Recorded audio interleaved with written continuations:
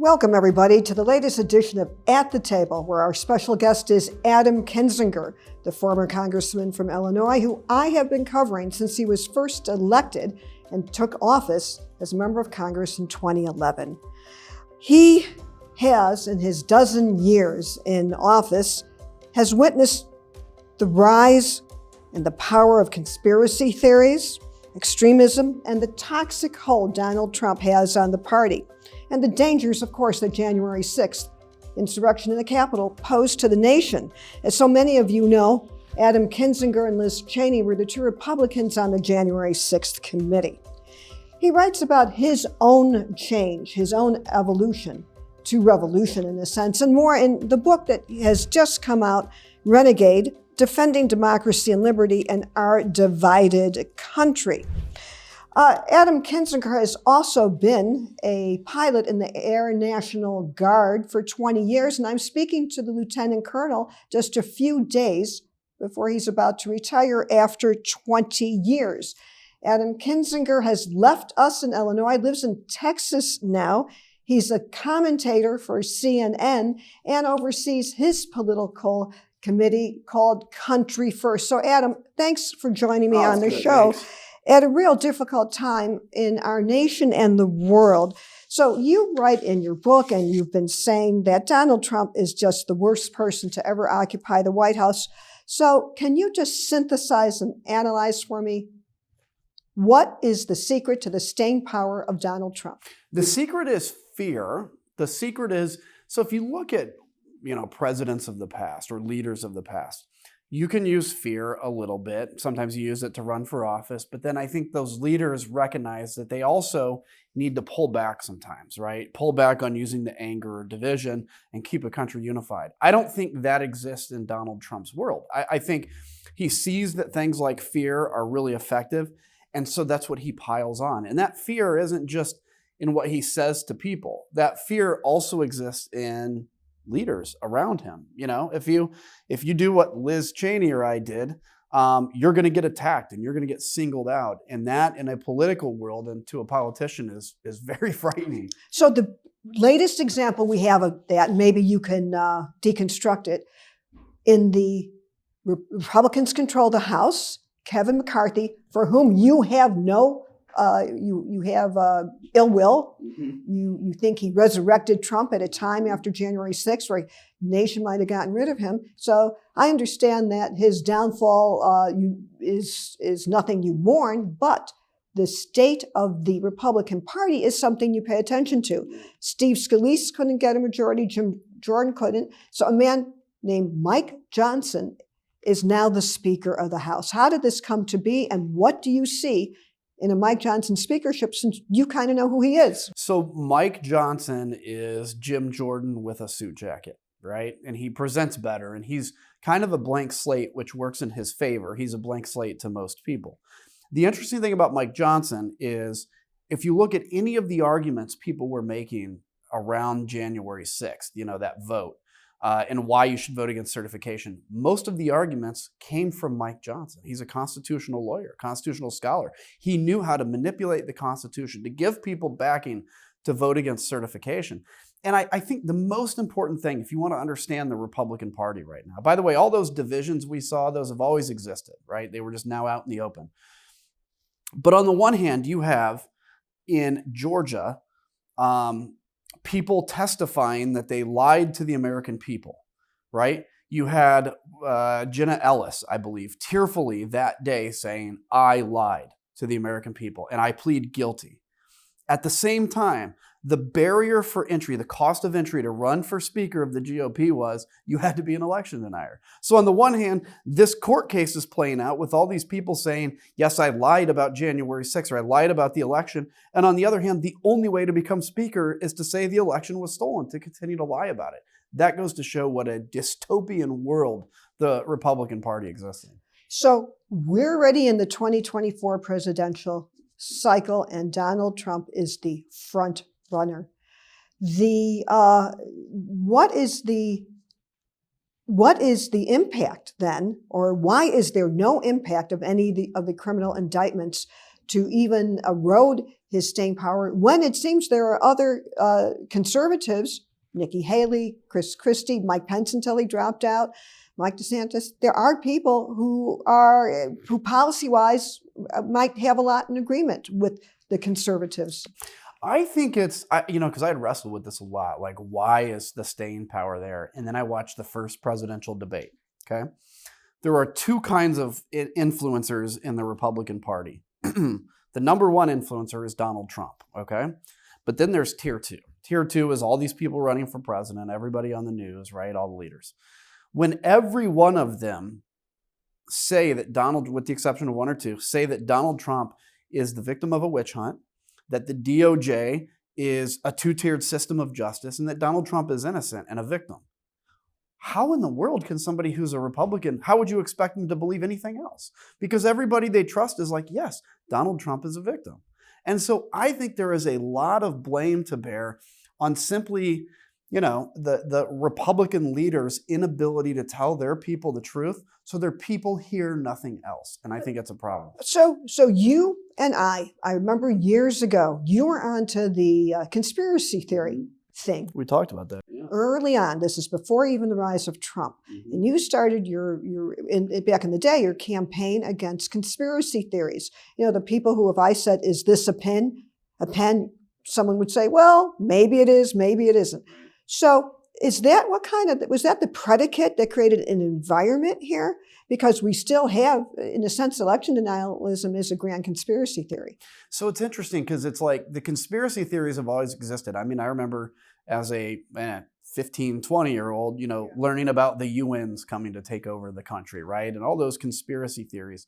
The difference is leaders didn't play with them. They didn't say them out loud. They didn't nurture them. And Donald Trump does. So when Donald Trump, the president of the United States, who you're supposed to trust generally the president of the United States, says the election was stolen, well, he may not cause conspiracies, but he accelerates it. He's like throwing gas on a fire. So yes, I think the one thing I've come to realize in the last few years is leaders exist for a reason. You got to do what the people want. I get that. But you also have to lead when those important moments come up. And whether it's a conspiracy theory or just saying the election wasn't stolen, when people fail to lead, the idea that the American people are then going to lead without being led, I think it's unrealistic. So when you talk about leaders, you in your book talk about some things you weren't proud of in terms of your political behavior. Mm-hmm. And I know you talk about some personal flaws too. If we have time, we'll get to it. So you are hard on yourself. One, you talk about how when you got into the House, you became famous, and fame is the addictive drug of politics. But also, you did not vote against Trump in the first impeachment. Right. You did in the second. You were 1 of 10 with Liz Cheney. So you write, do I regret not taking a similar stand and accepting the consequences of not voting that way? When I think of what followed, I do. If I hadn't buckled under the pressure my colleagues brought to bear, I might have given cover to others who were on the fence. We, in turn, could have demonstrated to the country that the system is not broken as they think. But you didn't do it. Yeah. So I struggle with this one a lot because on the one hand, people will say, the excuse I get a lot from other members of Congress is like, hey, if I do this, I'm going to lose and I won't be here to fight these other fights, right? So part of me, I say, look, if I'd have voted for that first impeachment, I never would have been around for January 6th. But I also recognize that that's exactly what I'm hitting people for saying. And so I think my vote against the first impeachment was plain and simple. It was cowardice. I looked for a reason to be able to vote no. My conscience was screaming at me that what Donald Trump did was impeachable. Nancy Pelosi, if you remember, she wanted to get this done by the end of the year and kind of put an artificial time, which actually I think was dumb for her to do. But I used that as the reason ultimately to vote against it then. And what was the reason? That was cowardice. I didn't actually think the timeline was too short. It was, that's my way now that I can put salve on my conscience and get away. Well, actually, I think you have struggled with Trump a little more than you let on. I remember in the convention in Cleveland. Yes. I kind of took you aside a few times, and you were going back and forth And you end saying over, I think we discussed whether or not you were going to say something publicly or not. Yes and no, and I asked you, and I'm sure the reporters did too, but I sensed the struggle. But at that point, you didn't act on it. It took a while. But speaking of January 6th, since then, there are 4 criminal indictments. Are there a few things that the Justice Department was able to learn that you can cite to me as we can only go so far because of our enormous but limited capabilities? Is there 1 or 2 things that you look at now in the indictments and say, oh, whoa, ho, I didn't know this? Yeah, there's nothing I've seen in the indictment that surprises me because I still think a lot of what I've seen is stuff that we were able to kind of find, right, and kind of build on. What I'll be interested in is if DOJ has gone further in things like these Secret Service deleted phones, deleted texts. There's a lot that we were kind of sitting around going, for a while we believed, okay, maybe it was a legitimate phone wipe. And then all of a sudden you're hearing that these things are being hidden.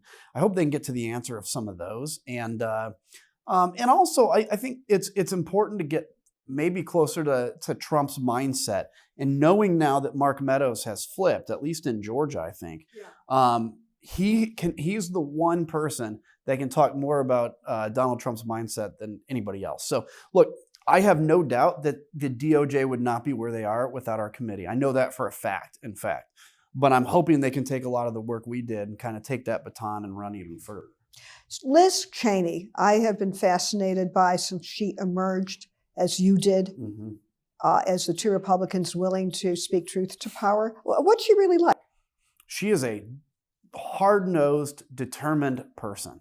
And I talk about her in the little book as saying, look, she can rub people the wrong way. There's moments in every one of us on the committee where we each got into it with Liz Cheney, right? But it is a good trait. And I think without her on the committee, we would not have succeeded. Because she'll sit around, for instance, as we were trying to plan our hearings and how we were going to do those. I had one way, and I don't even remember the specifics, but one thing I wanted to do particularly in one of my hearings that she's like, no, you're not doing it. And I'm like, how can you tell me I'm not doing it? It's supposed to be my hearing. Right. So did she say it like that? Yeah. Like dismissive? But she wasn't dismissive, but it was kind of like, no, we can't do that. And, as everybody has egos, right, that hits you the wrong way. She was right, ultimately. And then she would admit when she was wrong. But I will tell you, without Liz Cheney, I don't think we would have succeeded because she was the only member that was so singularly focused during that time that she could put the big presentation together more than any of us could. Because a lot of us, I had a family, I had other committees, right? I would go home to Illinois on the weekends. She would stay there and just immerse herself in this stuff. And she knew it from the law. So she's a fascinating character for a reason. And all of what you see in her is legitimate. I'll be interested to read her book because, she voted against the first impeachment, for instance. And I want to know if she struggled with that a lot the same way I did. We talked during that first impeachment as well. And I know she was considering it. And then she put out a very strong statement against it. Well, so interesting. Your book comes out at the same time that Cassidy Hutchinson's book is out, who was somebody that the January 6th committee had an enormous benefit of her testimony, and Liz Cheney's book coming out. But do you and Cheney keep up now, or are you both in your own world? Yeah, we both kind of, I try to keep in touch with her more than she does with me. I think she's been writing this book and saturated in it. But yeah, we text occasionally. I don't know if I've talked to her on the phone in a few months, but I would consider her a friend. But she's a lot like her father, and I mean that part in a good way, where she's just very determined and she knows this stuff cold. So you also write, speaking of cold, you get the chills now in talking and writing about the Republican Party. You write that the party that once held my loyalty was gone. It has been replaced by a fascist cult of personality. Now, do you mean that to be true from local Republican Party in Illinois, the state of Illinois party, up to the national party? Yeah, they kind of do. And the reason is because they're enabling this. Even if they don't say, if Donald Trump does something and, they, like, who does? I mean, I don't know. I've never heard the state party disagree publicly with Donald Trump. I've never even heard any of my local parties. My local parties would censure me, even though I'm the only one that would write them checks to survive. Like, I didn't need the local parties. So yeah, I think the reality is a once great party. I mean, And I still consider myself a Republican only because I haven't changed. I mean, I've grown up, I've moderated on some things, but I haven't changed. They have. And I refuse to give up that fight. One of the things that is at issue now is if it ends up being Trump and Biden. I know you have said you would vote for Biden, but what do you assess the third party movement, if there is another candidate, knowing that these presidential elections are made state by state? What's your analysis? I'm worried because, look, I love the idea of a third party. I love the idea of a centrist party. It has to start in the House of Representatives before it goes to the president. Now, here's the deal. I think Donald Trump's base of support is very firm. I don't think you're going to peel anybody off of Donald Trump into something else, right? There are people like me, not me, but like me, that don't agree with everything Joe Biden does, but would vote for him as opposed to Trump. If you give them an out, you give them a Joe Manchin or somebody, they'll vote for that person. And you may be like, and I would say this too, like, good, vote your conscience. But the problem is the consequences of a Donald Trump victory are so dire that I think you have to hold your nose and vote for somebody maybe you don't like, because we can survive 4 more years of Joe Biden. I'm not sure we can survive 4 years of Donald Trump. So you have said, and you say this in the book, but let's say it again and explain simply that you think democracy is on the ballot, which is why you could vote for a Democrat, because this isn't about disagreements on tax policy or social policy or abortion. Could you summarize why you think that's the only issue for people who consider themselves absolute partisan Republicans right now? Well, look, I've had so many people that'll say to me like, oh, Adam, you're just a Republican because you still believe in whatever, that's some Republican thing, right? And I'm like, yeah, I'm not trying to hide who I was. I am who I am. And it's like, well, then you're not an ally. I'll hear that sometimes from Democrats. It's like, listen, we have to have an uncomfortable alliance between normal Republicans and Democrats to survive, because if Donald Trump wins again, the guardrails protecting democracy took a really big hit, but they held. They can't take a second hit. And now if Donald Trump wins, he's not going to put a Bill Barr in as Attorney General, where Bill Barr says, no, Mr. President, I can't do this because of the Constitution. He'll put a sycophant in for Attorney General who says, for me, the only thing that's constitutional is anything you say, sir, right? Or you think about leaders in the military. That's what's at stake, and it's very serious. So I'm having a little bit of a flashback as I'm talking to you. Years ago, I was in your office, and I think I did a column on how Donald Trump really liked you and was trying to cultivate you. He does. And you mentioned this in your book, and I think you wrote that he just found you kind of attractive. He was, it's interesting. So he would tell me how good I was on television and always be obsessed. So if I was in the Oval Office, about 50% of his attention would be on me and not everybody else in there. And I realized what it is A, he's obsessed with the fact that I was never fully on his team. Because it's like, I use the example of, imagine in junior high, you're like, your relationship skills are very ill-developed. And so you ask a girl out to the prom, for instance, in high school, and she says no. Well, all of a sudden you want to go to the prom with her even more. If she says yes, you're like, oh, well, what's wrong with her? Because she's going with me. That's Donald Trump, but as an adult. So if you're not on his side, he's obsessed with it, and he has to know why. When you become a sycophant, look at Jeff Sessions, for example, he eventually will throw you away, and he does with everybody that's a sycophant. On this. So did you see it coming that Mark Meadows, his chief of staff, who you knew in the House, would be somebody to take an immunity deal? I did. I kind of figured, because first off, what I never saw coming was Mark Meadows as a chief of staff, right? Put that aside. Yeah, I mean, look, Mark is the one. He did not cooperate with us. He cooperated to an extent, though. And what he did give us was the whole reason we succeeded. His early text messages that he turned over showed us connections that were like, whoa, we didn't know. We were able to go from there. So I knew that the prosecution needed him. I knew that they needed Mark Meadows. And I'm like, and he'll take a deal, because, and as is rightfully so, he cares about himself. He doesn't want to go to jail for a man that's a terrible person. And so, yeah, I expected it. And I think he will be a key witness and a key reason that Donald Trump ends up behind bars. So turning to some personal stuff, there is I found it hilarious and everybody, I'm only saying something Adam wrote about. This is not me. Could you very briefly recap how you ended up swimming when you visited Israel in your underwear? And I say this in a light moment. We are speaking at a time of a terrible crisis as Israel is fighting a war against Hamas in Gaza. But this happened years ago, and I think you also told the story to show that you are capable of bad judgment. Yes, I'm capable of bad judgment. We went as a freshman class to Israel, which, you do pretty much every freshman class. And, we were working hard. You actually work really hard on these trips, like 18-hour days. And so we decided when we went to this dinner that the Israeli government was throwing for us on this beautiful restaurant that overlooks the Sea of Galilee. About 20 feet down is the Sea of Galilee. And we had made a decision prior to alcohol that we were going to go into the Sea of Galilee because that's where Jesus walked on water and it would be cool to go do. However, once you add alcohol to the equation, that becomes, let's not immerse ourselves within the Sea of Galilee. Let's all strip down and jump in from this restaurant. And that's what happened. We all were in our underwear. One member of Congress, who shall remain nameless, that you can Google, came down, it pretty much took everything off. And almost drowned because I'd been drinking too much, and I ended up trying to float in the Sea of Galilee, and I realized I don't float very well. So you write about political chameleons. You let Representative Elise Stefanik of New York have it. Yeah. I knew her when she was a student. When she was normal?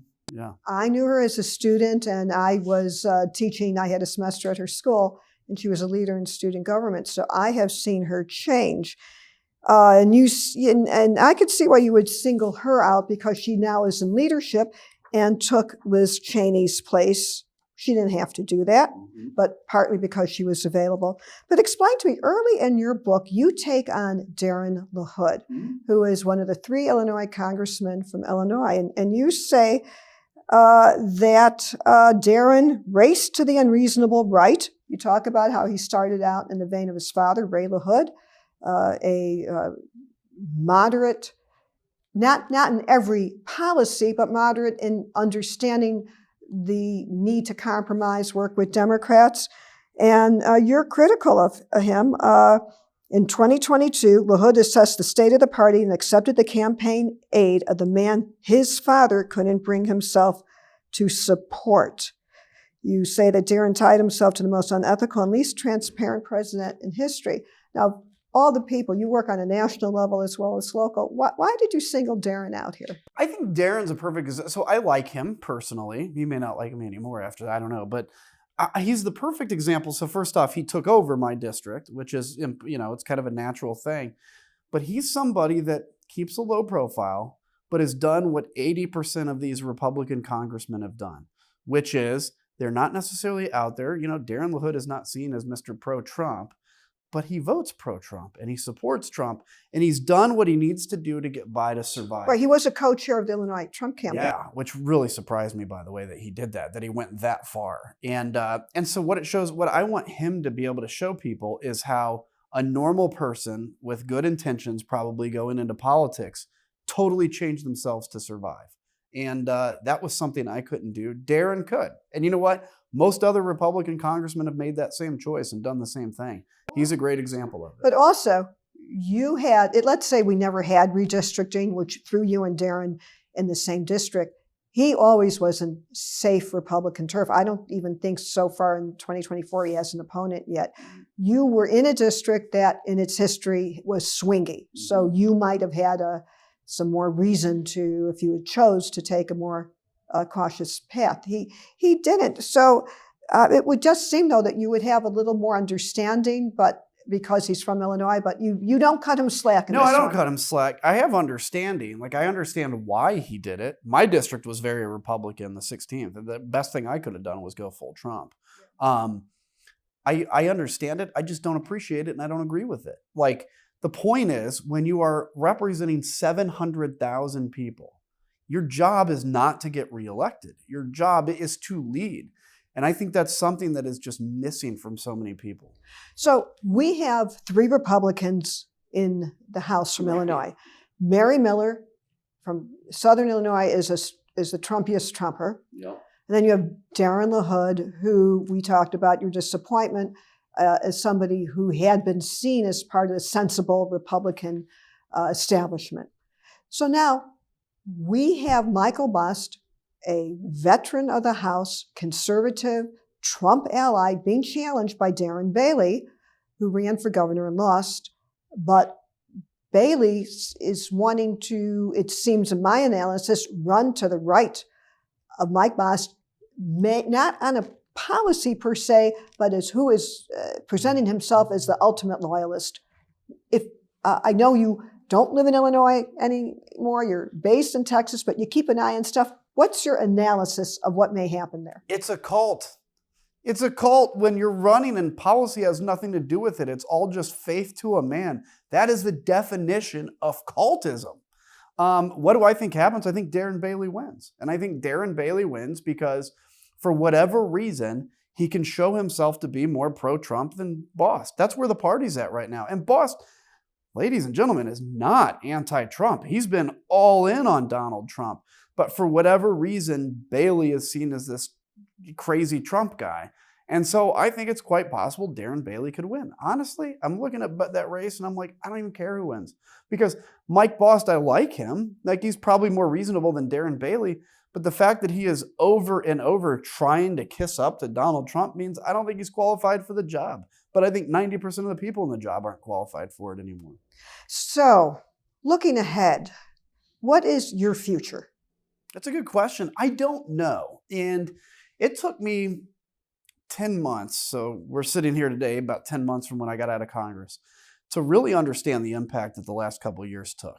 I equate it to, if you're a soldier in combat, you don't get PTSD during the war. It hits you after, when the guns go silent. And I don't have PTSD from it, but I realize the impact it took. Losing family, having family disown you, having my co-pilot in Iraq say he was ashamed to have ever flown with me. I mean, these are things that would happen every day. And so 10 months ago, I would have said, like, I'm done with politics. Like, I did my job. I'm out. It's coming back. That itch is coming back. So I don't know what it looks like. I don't know if that looks like maybe a presidential run in 28. I don't know if it's a Senate or a governor run, Texas or Illinois. I don't know. But the itch is coming back a little bit. So just again, so our listeners know, you're in Texas because that's where your in-laws are. Yeah. If they were in another state, you just left Illinois. I left Illinois when the death threats happened, and we sold the house. My in-laws had a place that is empty, so we went and stayed there and have made a decision to stay there for a little bit. Whether we stay there long-term or not, we don't know. But I didn't want to live in the area where I was the former congressman forever after I went through that. I love Illinois, though. Why is the itch back to run for office? I just think, I think Ukraine has been the thing that's really kind of driven Ukraine and now Israel, frankly. I remember how much I love foreign policy. I realize how much America's role in the world is important to me. It was always important, but January 6th became the focus for a while. And I think it's that kind of stuff. Like, if I don't miss the House in the least, and no day have I ever wished I was back. But I do look at it and say, like, I would have not voted for Mike Johnson over Ukraine. I would have forced him to put Ukraine aid on the floor. Those are the kinds of things I kind of miss. If you have an analysis, share it as we are starting to wind down here. Why are Republicans so drifting towards not wanting to give assistance to Ukraine? Because you've been to Lincoln Day dinners, so there's always one table of weirdos at a Lincoln Day dinner. The next year, that table of weirdos is now half the Lincoln Day dinner, and the following year, that's just given Republican orthodoxy, okay? I remember 5-10 years ago being in the House and everybody's like, Dana Rohrabacher is pro-Russian, he's probably on their payroll, and he's crazy. Well, that has metastasized. And why is it metastasized? Because it gets you a lot more hits to go out and say something controversial like, I love Vladimir Putin or Ukraine is corrupt, than an actual serious conversation about the importance of Ukraine defending itself in democracy. And you can raise a lot more money being controversial against it. So do you think that the Republican House would be able to pass an aid to Israel? Because so many Republicans are supportive of that without putting in some poison pill like reducing the number of IRS agents as part of the deal. It goes to show how unserious they are, by the way. The fact that just because the IRS thing is something you can go on TV and talk about. I think they're going to get this done. I'm actually think it's smart. Not smart, it's dumb, but I think it's good that they're trying to pass this bill with the offset, because what that does is it sends it to the Senate. The Senate won't pass it. They can strip the offset, put Ukraine on it, and send it back to the floor of the House. And I think if you put these things on the floor of the House, they'll pass overwhelmingly. And maybe we should get back to having a House that actually just puts stuff on the floor and lets the people have their will, instead of trying to control it from the Speaker's chair. My very last question. Will Mike Johnson be Speaker a year from now? No. I think he may survive this term, but he certainly it will be close, and he won't be there the next time. Adam Kinzinger, the author of Renegade, Defending Democracy and Liberty in Our Divided Country. Adam, thank you so much for joining me. Pleasure. Thank you. On At the Table. I can't believe we've done this so many years, by the way. It's good to be with you. Thank you. You bet.